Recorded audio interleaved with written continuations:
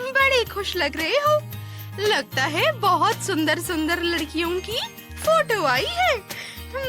इस बार लगता है भाभी ले ही आओगे, क्यों? अरे ओ आनंदी की बच्ची, क्यों हर वक्त मेरे बेटे को चिढ़ाती रहती है? इसकी शादी हो जाए फिर तेरी भी शादी करके छुट्टी पाऊं। हाँ हाँ क्यों नहीं, भैया ही तो बस आपके बेटे हैं। मुझे तो आप कचरे से उठा के लाई थी ना। अरे आनंदी, तुम फिर शुरू हो गई। जब देखो तब लड़ती रहती हो मुझसे। अरे छोड़ बेटा इसे, तू बता तुझे कोई लड़की पसंद आई या नहीं? हाँ माँ, मुझे ये लड़की पसंद है। सौरभ के लड़की पसंद करते ही उसकी माँ लड़की वाले के घर पहुँच जाती है और सौरभ के रिश्ते की बात करने लगती है और कुछ ही दिनों में सौरभ और सीमा की शादी हो जाती है। अरे बहू, तुम इतनी सुबह सुबह यहाँ किचन में? जी माँ जी, वो आज मेरा किचन में पहला दिन है ना, तो मैं सबको कुछ मीठा बना के खिलाना चाहती हूँ, बस इसीलिए। अरे वाह भाई वाह, कितनी संस्कारी बहू मिली है मुझे। भगवान तेरा लाख लाख शुक्रिया। और उधर आनंदी अपनी माँ और भाभी की सारी बातें छुप छुप कर सुन रही थी। ये तो आते ही सब पर अपना जादू करने लग गई। और जरा माँ को तो देखो, कैसे कल की आई लड़की की तारीफें किए जा रही हैं। बड़ी आई संस्कारी बहू। कुछ दिन यूं ही बीत गए। घर में सभी लोग सीमा के हाथ के खाने के बहुत बड़े फैन हो चुके थे, लेकिन आनंदी को ये बात बिल्कुल पसंद नहीं आ रही थी। वो मन ही मन सीमा से जलने लगी थी। एक मौका देखकर आनंदी किचन में पहुंच जाती है। अच्छा मौका है, जल्दी से सब्जी में खूब सारी मिर्ची डाल देती हूँ। अब आएगा मजा। इतना कहकर आनंदी खाने में खूब सारी मिर्च डाल देती है और वहाँ से भाग जाती है। अगले ही पल पूरा परिवार डाइनिंग टेबल पर खाना खाने बैठ जाता है। जी बस अभी आई, 2 मिनट। सीमा अब सबको खाना परोसने लगती है। जैसे ही उसकी सास खाना खाती है, वो चिल्ला पड़ती है। हाय, अरे इसमें तो कितनी मिर्ची है। हाय, मेरा तो मुंह ही जला जा रहा है। अरे बहू, ये क्या कर दिया तूने? अरे मारना चाहती है क्या मुझे? कैसा खाना बना दिया ये? हो, ये खाना है या जहर? हाय रे। हाँ माँ, बिल्कुल सही कह रही हो तुम। ये लगता है तुम्हें सच में मारना ही चाहती है, वरना भला इतनी मिर्ची खाने में कौन ही डालता है? हाँ? अरे ये कैसी बातें कर रही हो तुम आनंदी? मैं भला माँ जी को क्यों मारना चाहूंगी? इसलिए ताकि तुम इस पूरे घर पे राज कर सको। ये कैसी बात कर रही हो तुम आनंदी? तुम अपनी भाभी से ऐसे कैसे बात कर सकती हो? हाँ, अरे आनंदी, छोड़ो भी, अब गलती से डल गई होगी इतनी मिर्ची। भला बहू मुझे क्यों ही मारना चाहेगी? ऐसी गलतियां कभी कभी हो जाती हैं। बहू तुम परेशान मत हो, बस अगली बार जरा ध्यान से खाना बनाना, ठीक? जी माँ जी, बिल्कुल।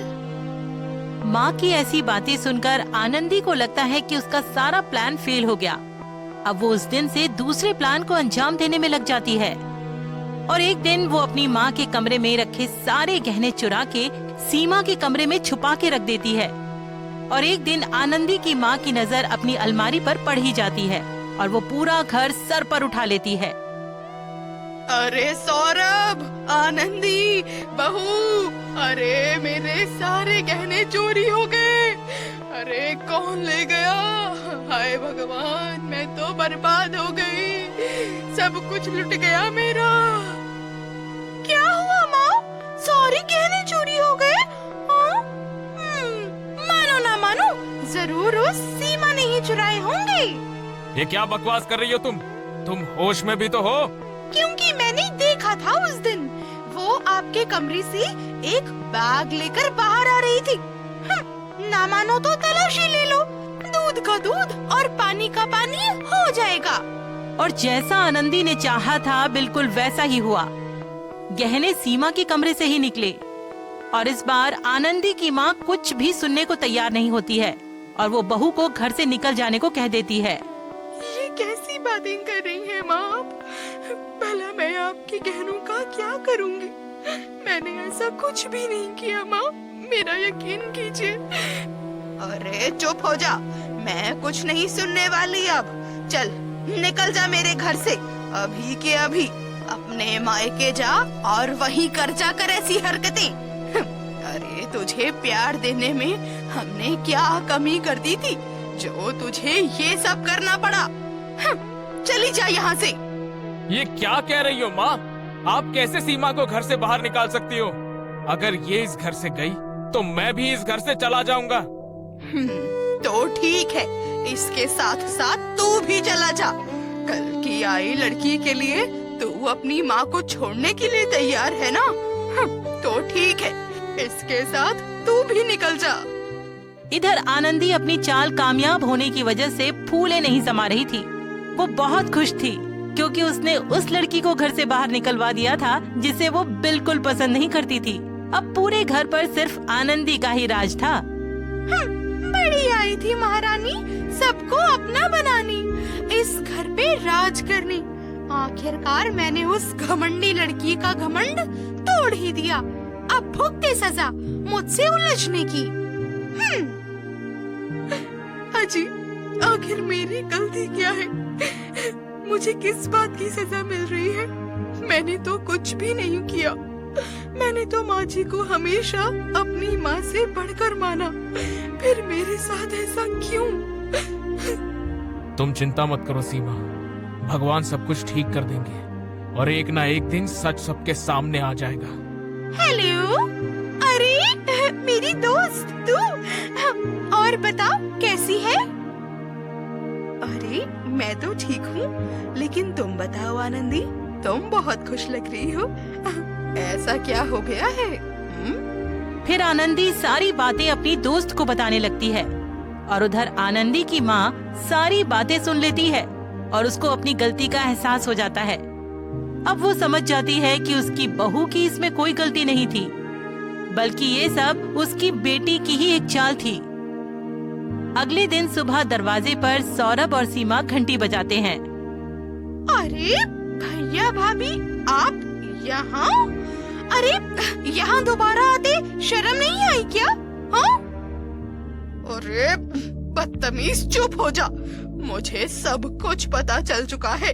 अरे शर्म तो तुझे आनी चाहिए, इतनी ओछी हरकत करते हुए। इससे पहले कि मैं अपना आपा खो बैठूं आनंदी, चल अपने भैया भाभी से माफी मांग, वरना बताई दे रही हूँ, मुझसे बुरा कोई नहीं होगा। अब आनंदी को भी अपनी गलती का एहसास हो जाता है और वो सीमा से माफी मांग लेती है। उसके बाद से पूरा परिवार एक साथ खुशी खुशी एक साथ रहने लगता है।